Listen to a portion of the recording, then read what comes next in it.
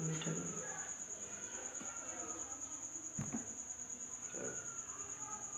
चलो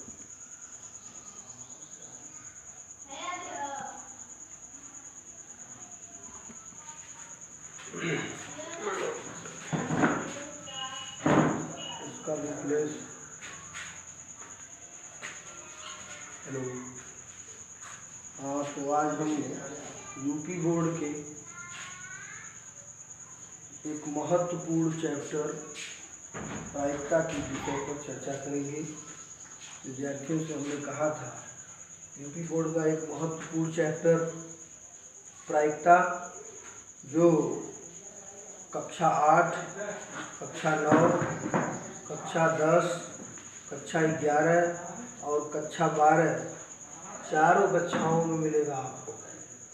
इतना महत्वपूर्ण अध्याय है कि गवर्नमेंट इसको हर चैप्टर, हर क्लास में बच्चों को पढ़ने के लिए दे रही है।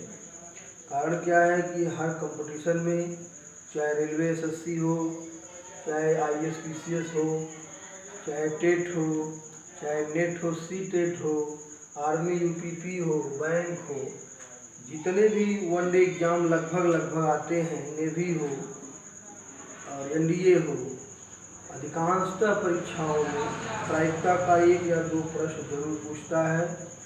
और यूपी बोर्ड में लगभग 8 या 10 नंबर का प्रश्न कक्षा 12 में इसका जरूर रहता है। उसको दृष्टिगत रखते हुए हम आज विद्यार्थियों को प्रायिकता के बारे में कुछ चर्चा करेंगे। प्रायिकता किसे कहते हैं? प्रायिकता किसी कार्य के होने अथवा न होने की संभावना को कहते हैं। किसी कार्य के होने न होने की संभावना प्रायिकता कहलाती है।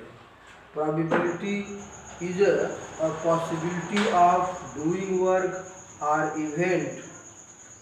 किसी भी चीज़ के लिए प्रायिकता संभावना को व्यक्त करती है। जैसे कोई व्यक्ति कोई भी काम करता है, उसमें अनेक संभावनाएं होती हैं।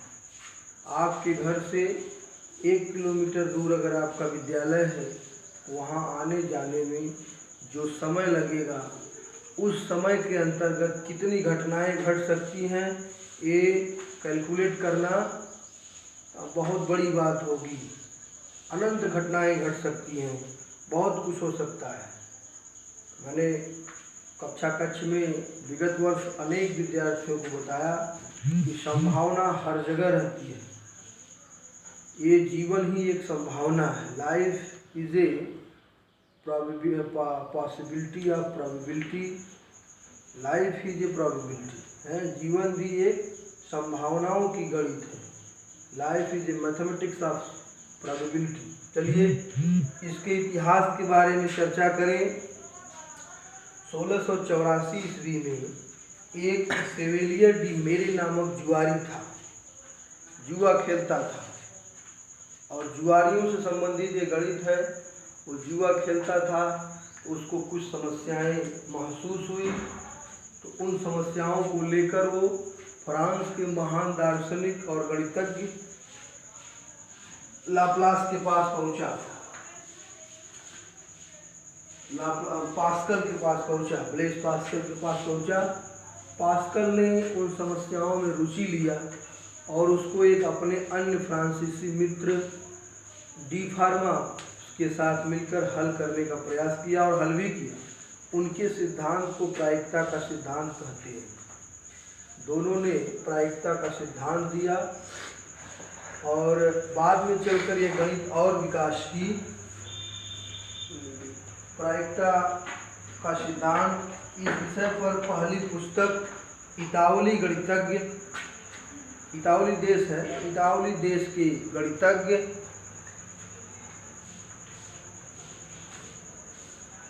जे कार्डन ने लिखी। जे कार्डन एक गणितज्ञ थे, उन्होंने प्रायिकता पर पहली पुस्तक लिखी, जिस पुस्तक का नाम था book on games of chance.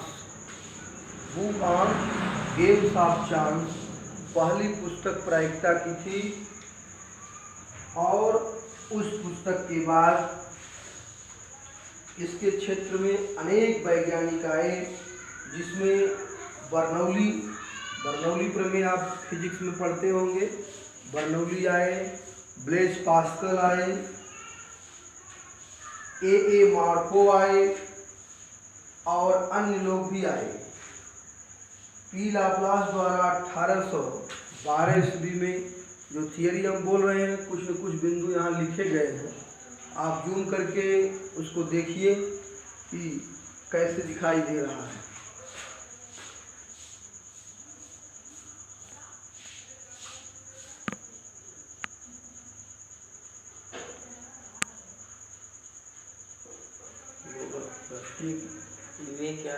विवेक यादव, रामाश्रय यादव, अजय, नीरज यादव, धीरज प्रसाद इत्यादि लोग इस समय लाइव वीडियो देख रहे हैं। हालांकि क्लियरिटी नहीं होगी, मैं हर वीडियो में कहता हूँ क्लियरिटी इसलिए नहीं है कि आवश्यक उपकरण उपलब्ध नहीं है। मोबाइल फ़ोन से जो भी वीडियो बनाई जा रही है जिला विद्यालय निरीक्षक जौनपुर के निर्देशानुसार, वो हम लोग इस लॉकडाउन में बना रहे हैं। जैसे ही व्यवस्था मिलेगी लॉकडाउन के बाद तो आवश्यक उपकरण भी ऑनलाइन टीचिंग के उपलब्ध होंगे, तब आपको साउंड भी अच्छी सुनाई देगी और वीडियो भी अच्छी दिखाई देगी। तो धन्यवाद देखने वालों को। इस वीडियो को शेयर करेंगे तो और लोग देखेंगे।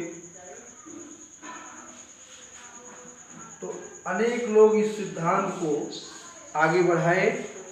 सिद्धांत को आगे बढ़ाने पर प्रायिकता का एक पुरातन सिद्धांत आया जिसको 1775 ईस्वी में लाप्लास ने दिया। प्रायिकता का एक पुरातन सिद्धांत आया जिसको 1775 ईस्वी में लाप्लास ने दिया। वह बोला कि किसी घटना की प्रायिकता बराबर उसमें सभी संभावित घटनाओं का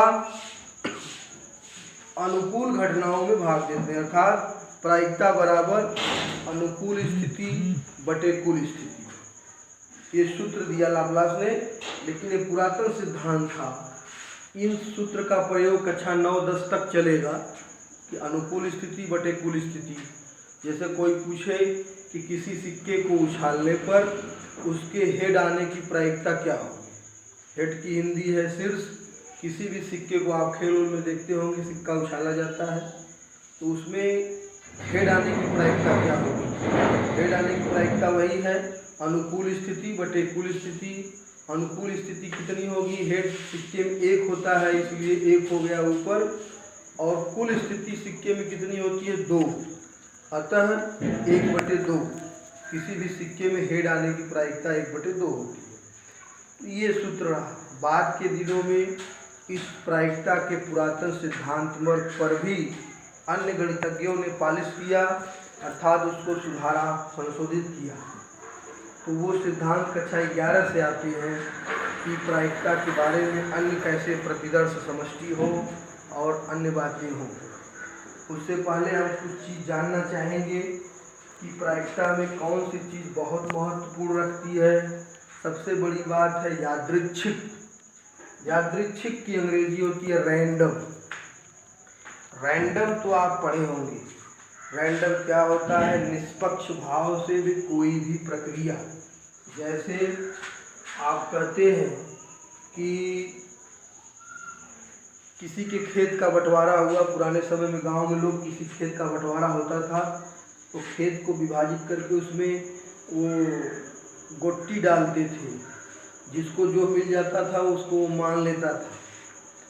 और सबसे अच्छी बात उदाहरण है, जैसे हमारे घर में माताएं बहनें चावल पकाती हैं तो बच्चा पूछता है कि चावल हो गया कि नहीं हो गया, तो माता एक चावल पकड़ती है और वो पूरे चावल का मूल्यांकन कर लेती है कि चावल पका है कि नहीं पका है। एक चावल से पूरे बर्तन के चावल का मूल्यांकन करना ही यादृच्छिक परीक्षण है। अगर एक चावल पक गया अर्थात सभी चावल पक गए होंगे, ऐसा लोग अनुमान लगाते हैं। कोई वैज्ञानिक सर्च नहीं करता कि निरीक्षण परीक्षण के द्वारा सत्यापित ज्ञान विज्ञान, वहाँ वो निरीक्षण परीक्षण नहीं करता है। रैंडमली एक चीज़ को लेता है, एक चावल पकड़ा, उससे पूरे घड़े के चावल को बता देता है कि पका है कि नहीं पका है। ये यादृच्छिक परीक्षण के माध्यम से जो बड़े बड़े स्कूलों में या बड़ी उच्च शिक्षाओं में रिसर्च कर रहे हैं, रिसर्च स्कॉलर हैं, उनका PhD का कोर्स भी रैंडमली एक्सपेरिमेंट से होता है, यादृच्छिक परीक्षण से होता है। सैंपलिंग लेकर उसको वेरीफाई करते हैं और वैल्यूज अगर आ गई तो उस यादृच्छिक परीक्षण के माध्यम से सारे लोगों पर वह बात लागू करते हैं। जो भी रिसर्च होता है थोड़े बहुत सैंपल से पूरे लोगों का मूल्यांकन होता है। चलिए, शिवान सिंह, आशीष कुमार, शिवान सिंह प्रबंधक जी एसबीएस इंटर कॉलेज का भी हमारे वीडियो को देख रहे हैं, धन्यवाद। ये वीडियो आपके विद्यालय के बच्चों के लिए भी उपयोगी होगा। हालांकि आप साफ नहीं देख रहे होंगे क्योंकि व्यवस्था हमारे पास मोबाइल फ़ोन है, वाइट बोर्ड है, मार्कर है, तो उससे प्रयास कर रहे हैं, लेकिन देखिए क्या होगा। आशीष कुमार, इंद्रोहन, विवेक यादव और कई लोग वीडियो को देख रहे हैं। शेयर कर दीजिए अपने अपने अकाउंट से ताकि मैक्सिमम लोग देख सकें। लॉकडाउन के बाद में क्लियर वीडियो, चाहे प्रतियोगी परीक्षा हो, चाहे यूपी बोर्ड के 9, 10, 11, 12 के विषय हों या चैप्टर हो, उनकी बारी बारी से वीडियो लाएंगे जो स्पष्ट सुनाई देगी। यादृच्छिक परीक्षण के बाद उस यादृच्छिक परीक्षण प्रायिकता में इसलिए महत्वपूर्ण है क्योंकि प्रायिकता उसी पर चलती भी है। जैसे कोई बच्चा पैदा होता है तो अपने जीवन के आगामी दिनों के बारे में बहुत कुछ सोचता है, मैं ये बन जाऊंगा, मैं वो बन जाऊंगा, मैं ये बन जाऊंगा, लेकिन बाद में बनता क्या है? जो उसको बनना होता है, जो उसको संभावना बना देती है, ये संभावना प्रायिकता की ही देन है। प्रायिकता के क्षेत्र में लाप्लास जी का बहुत योगदान था और कार्डिनो साहब, हाँ, फादर ऑफ प्रोबेबिलिटी। प्रायिकता के पिता किसको कहते हैं, पितामह? तो ग्रेलिनो कार्डिनो जो अभी उनकी चर्चा हमने किया कि the book of games of chance उनकी पुस्तक रही, तो कार्डिनो को विशेष योगदान के बाद इनको फादर ऑफ प्रोबेबिलिटी कहा गया। कुछ लड़के कहते हैं कि सर ये तो जुआरी सेवेलियर डिमेरे ने इसको खोजा था, लाप्लास ने सवाल को हल किया था, फिर कैसे इसको फादर कहते हैं? ठीक उसी प्रकार कहते हैं जैसे भारतीय क्रिकेट टीम में कप्तान महेंद्र सिंह धोनी थे, लेकिन लोग भगवान सचिन तेंदुलकर को मानते थे, क्रिकेट का भगवान। वही बात यहाँ भी थी। कार्डिनो का योगदान बहुत अधिक था। कार्डिनो की जो प्रिंसिपल थे, जो थियरी थी, वो अविश्वसनीय थी, इसलिए इसको ज़्यादा श्रेय दिया गया। प्रायिकता का जो सूत्र हमने आपको अभी वही बताया कि प्रायिकता बराबर अनुकूल स्थिति, क्लियर दिखाई दे रहा है नहीं? प्रतिकूल स्थिति।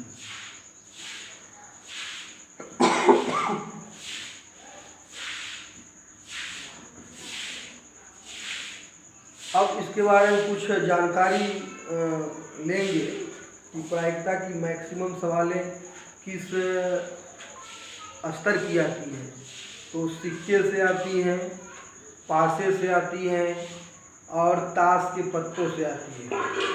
अब जिसको ताश के पत्तों की जानकारी नहीं होगी उसको समस्या होगी। सिक्के में तो सभी जानते हैं 2 फलक हैं, हेड और टेल, और पासे में जानते हैं 6 फलक है ना? तो पासे में 6 फलक है।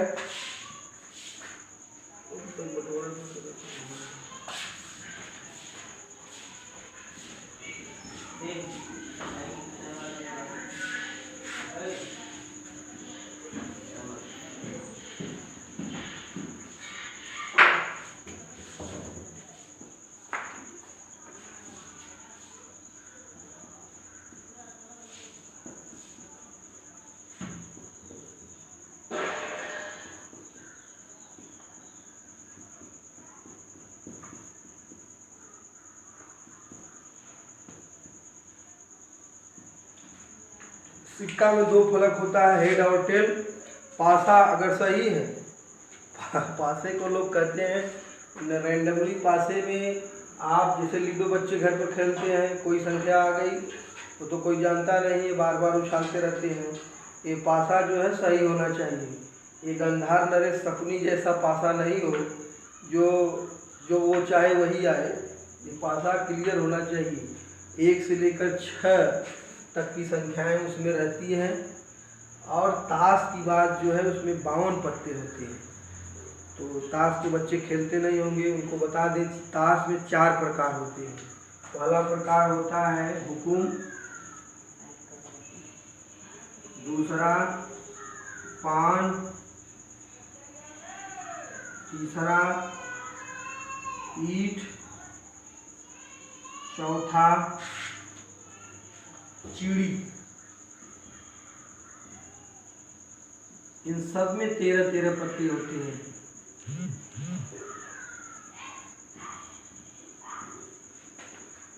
हुकुम में भी 13 पत्ते, फ्लैश बंद हो गया है। हुकुम में भी 13 पत्ते, बैटरी पान में भी 13 पत्ते, ईंट में भी 13 पत्ते और चिड़ी में भी 13 पत्ते होते हैं।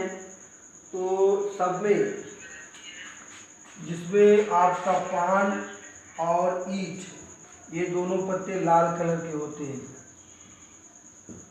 और हुकुम तथा चिड़ी आपके काले कलर के होते हैं। अर्थात 26 पत्ते लाल कलर के और 26 पत्ते काले कलर के। इसका फ्लैश चला दीजिए। 26 कलर लाल पत्ते और 26 कलर काले पत्ते होते हैं। अब बात आती है कि हर पत्ते जैसे कि 1 हो गया, 2 हो गया, 3 हो गया, 4 हो गया, 5 हो गया, 6 हो गया, 7 हो गया, 8 हो गया, 9 हो गया, 10 हो गया, बादशाह, बेगम, गुलाम, कुल मिलाकर 13 पत्ते। 1, 2 से लेकर 10 तक, जिसको ताश वाले अपनी भाषा में 21, 22, 23, 24, 25, खस्ती और सप्तम, अट्ठा, नहला, दहला, बादशाह, बेगम, गुलाम बोलते हैं। तो ये सब में है। ये हुकुम में भी है, ये पान में भी है, ये ईंट में भी है, ये चिड़ी में भी है। बात है कि 13 पत्ते काले कलर के, 13 पत्ते लाल कलर के होते हैं और 3 पत्ते हर विभाग में, चाहे वो चिड़ी हो, चाहे पान हो, चाहे ईंट हो, चाहे हुकुम हो, सब में 3 पत्ते फेस कार्ड कहलाते हैं। वो फेस कार्ड बादशाह, बेगम, गुलाम होते हैं। कुल मिलाकर 52 पत्ते। इससे प्रश्न बहुत ज़्यादा आते हैं परीक्षाओं में ताश के पत्तों से। तो एक आध प्रश्न देखें।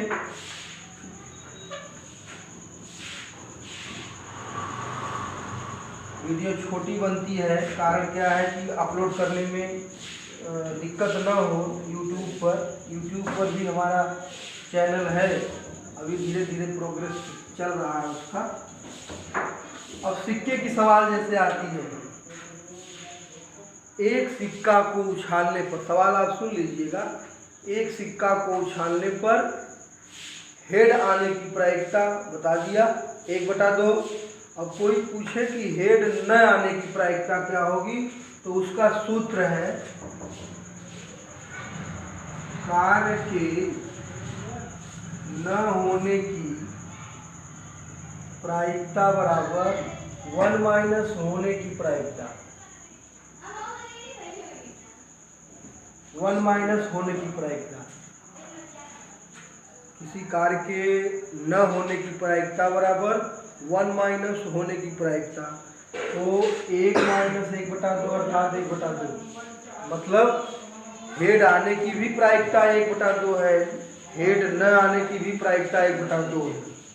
तो एक नोट्स आती है कि समस्त प्रायिकताओं का योगफल, किसी एक घटना में समस्त प्रायिकताओं का योगफल 1 होता है। प्रायिकता कभी निगेटिव नहीं होती है। अगर सभी प्रायिकताओं को किसी एक घटना में आप जोड़ेंगे, होने के न होने की तमाम चीज़ें, तो उनका योगफल 1 होगा। तो सिक्के की बात हो गई। सिक्के के बाद आता है पासा। तो लोग हटाकर थोड़ा शांत कराइए। पासा, पासा जैसे है कि एक पासे को उछालने पर उस पर सम संख्या आने की प्रायिकता क्या होगी। तो आप समझदार हैं, पासा में 1, 2, 3, 4, 5 और 6 इतने फलक होते हैं। तो देख कर ये पता चलेगा इसमें सम संख्या कौन कौन सी है। 2 है, 4 है, 6 है। अर्थात पूछ रहा है कि सम संख्या आने की प्रायिकता। तो सम संख्या आने की प्रायिकता क्या होगी, वही अनुकूल स्थिति बटे कुल स्थिति। अनुकूल हमारा यहाँ कै ठो बना, 3 ठो बना, तो 3 बटे कुल स्थिति कितनी है, 6, अर्थात 1/2। मतलब किसी पासे को उछालने पर उसमें सम संख्या आने की प्रायिकता होगी 1/2, क्योंकि पासे में 3 अनुकूल स्थितियां हैं, 3 तो सम संख्याएं होती हैं, बटे टोटल संख्या 6 होती है। अब वही बात कर दें कि किसी पासे में सम संख्या न आने की प्रायिकता, तो आप कहेंगे 1 - 1/2, अर्थात 1/2 न आने की भी प्रायिकता होगी, है ना। चलिए, पासे की सवालें बहुत सी हैं। कक्षा 9-10 की सवालों को आप जब देखेंगे तब 11 और 12 का आपको प्रोबेबिलिटी अच्छी तरह से समझ में आएगी। अब आ गई एक सवाल ताश के पत्तों की।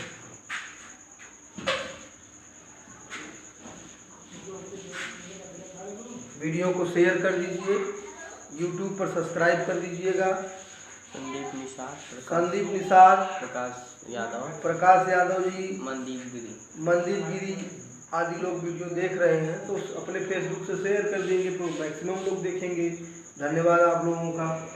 जैसे ताश के 52 पत्तों में लाल पत्ते की बेगम आने की प्रायिकता क्या होगी। कुल पत्ते कितने हैं, 52। कुल पत्ते 52 हैं। ताश के 52 पत्तों में बेगम आने की प्रायिकता, तो कुल पत्ते 52 हो गए। अब बेगम कैसे होती है, लाल पत्ते कितने हैं आप जानते हैं, लाल पत्ते 26 होते हैं। उन 26 में बेगम आने की प्रायिकता, तो 26 में बेगम कैसे आई होंगी, 2 बेगम आई होंगी, एक पान की और एक ईंट की, तो 2 बेगम आ गई। तो अनुकूल कितना हो गया, 2 बटे लाल पत्ते कितने होते हैं, 26, तो 2/26 अर्थात 1/13। ताश के पत्तों में लाल बेगम आने की प्रायिकता, लाल बेगम 2 है, लाल पत्तों की संख्या 26 है, तो 2/26 अर्थात 1/13। इसी प्रकार ताश से बहुत सी सवालें आती हैं कि किसी ताश के पत्तों में काले पत्ते का बादशाह आने की प्रायिकता, तो काला पत्ता आप जानते हैं 26 है, बादशाह 2 होंगे, है ना। मान लीजिए कोई एक प्रश्न पूछे कि ताश के पत्तों में बेगम आने की प्रायिकता, तो ताश के पत्ते कुल कितने हैं, 52 हैं, कुल बेगम कितनी है, 4 है ना। तो अनुकूल बने 4/52 अर्थात 1/13। ताश के पत्तों में बेगम आने की प्रायिकता 1/13 है। ये तो सामान्य सवालें रही, लेकिन अब आप मैक्सिमम सवालें देखेंगे। आज के क्लास में तो हम सोच रहे हैं बस इतने ब्रोक दें, क्योंकि वीडियो अपलोड नहीं होती है भैया, यूट्यूब पर बड़ी हो जाएगी। तो आज ये बेसिक कंसेप्ट था, प्रायिकता का इतिहास, प्रायिकता की परिभाषा, प्रायिकता में आवश्यक जानकारी, जैसे ताश के बारे में, पत्तों के बारे में, ये उसमें सिक्के के बारे में, पासा के बारे में, ये बातें आप समझ जाएंगे। अनुकूल स्थिति बटे कुल स्थिति, प्रायिकता का पुरातन इतिहास भी आप पुरातन सिद्धांत देखें कि किसी प्रायिकता का पुरातन सिद्धांत उसके अनुकूल स्थिति बटे कुल स्थिति में भाग देने पर मिलता है। और पासे पर, सिक्के पर, ताश पर 2-3-4 सवालें भी सुना। अब आप घर पे जाकर कक्षा 9 और 10 की किताबों को लेकर आधा घंटे में उसको रिपीट कर लेंगे। इन सूत्रों का उसमें उपयोग हुआ है NCERT की बुक उत्तर प्रदेश द्वारा। उसके बाद कल हम लोग समष्टि, प्रतिदर्श समष्टि, यादृच्छिक परीक्षण, घटना, अन्य के बारे में चर्चा करेंगे। चैप्टर थोड़ा लंबा है, लेकिन छोटी छोटी वीडियो के माध्यम से हम आपको इसको जानकारी देने का प्रयास करेंगे। तो जाकर आप 9 और 10 की किताबों का NCERT यूपी बोर्ड का तो आज घर पर ज़रूर देखेंगे, ये आपके लिए होमवर्क है। बस शेष के लिए धन्यवाद।